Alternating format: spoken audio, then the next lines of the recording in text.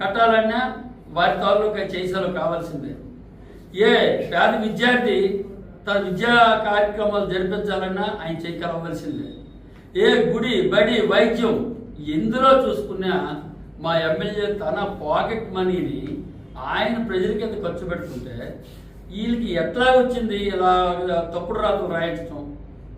మరి ఇలాంటివి ప్రజల్లో చులకన భావం పొందడానికే తప్ప వాళ్ళకి దీనివలన ఫలితాలు ఏమీ ఉండవు. మరి ఈ వ్యాపారం చేసినటువంటి ఘనత మరి తోడేళ్ళకు తెలుసు. ఆ తోడేళ్ళు గతంలో చేస్తున్నాయి. మా మండలంలో, కొత్తూరు మండలంలో ఎట్లా విజృంభించేశారో, ఆ తోడేళ్ళు ఎట్లా మాంసాలు పీల్చుకుతున్నాయో మాకంతా తెలిసిందే. మరి కొత్తగా ఏమీ మాకు చెప్పక్కర్లేదు. కాకపోతే తప్పుదో ప్రజల్లో పట్టించి ఆయన ఇమేజ్ని మీరు దెబ్బతీసే శక్తి సామర్థ్యాలు మీకు లేవు. ఏదో ఈరోజు తెలిసి తెలియక మీరు ఎవరో తప్పుడుగా మీకు వక్రీకరిస్తే రాశారు. కానీ ఇక ముందు ఇలాంటి తప్పుడు రాత్రికైతే తెలుగు తమ్ముళ్ళు ఎవరు క్షమించరు. దానికి తీవ్ర పరిణామాలకి ఎదుర్కోవాల్సి ఉంటుంది. వాస్తవాలు తెలుసుకుని రాష్ట్ర మంచిదర్శి మా అభిప్రాయం. అలాగే ఈరోజు పంచాయతీ ఆశీల కోసం రాస్తున్నారు. పంచాయతీ ఆశీల పాట అనేది 2024 ఏప్రిల్ 1వ తేదీ జరిగింది. అది కూడా మన వైఎస్ఆర్ ప్రభుత్వ హయాంలో జరిగిన పాట. దానికి మాకు ఎటువంటి సంబంధం కూడా లేదు. అలాగే బస్సుకి రోజుకి 20 రూపాయలు ఆశీల్ గెజిట్ రికార్డులో రోజుకి 20 రూపాయలు రాసి ఉంటే దానికి రోజుకి 600 రూపాయలు ఇచ్చి అది కూడా తప్పుడు కథనాలు రాస్తున్నారు. ఇవన్నీ కూడా అవాస్తవాలు. దీన్ని మేము తీవ్రంగా ఖండిస్తున్నాం.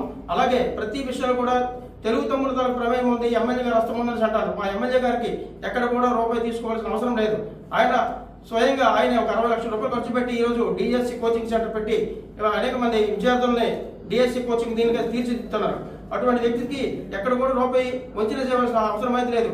కాబట్టి పత్రికా వాళ్ళు ముఖ్యంగా మీరంతా మాకు చాలా గౌరవం కాబట్టి వాస్తవాలు తెలుసుకొని రాయాలి.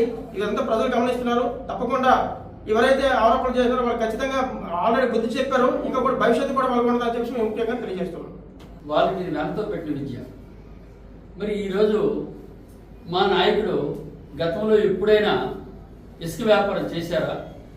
లేకుంటే తెలుగు తమ్ముళ్ళు ఎవరైనా ఇసుక వ్యాపారం చేస్తున్నారా? ఈరోజు వాళ్ళ పార్టీలో ఉన్నటువంటి వాళ్ళే ఈ ఇసుక దోపిడీలకు పాల్పడి మరి గత ఈ 5 ఏళ్లలో ఎంతవరకు ఏం జరిగిందంటే ప్రజలు బుద్ధి చెప్పినా ఇంకా జ్ఞానోదయం కాలేదు. మరి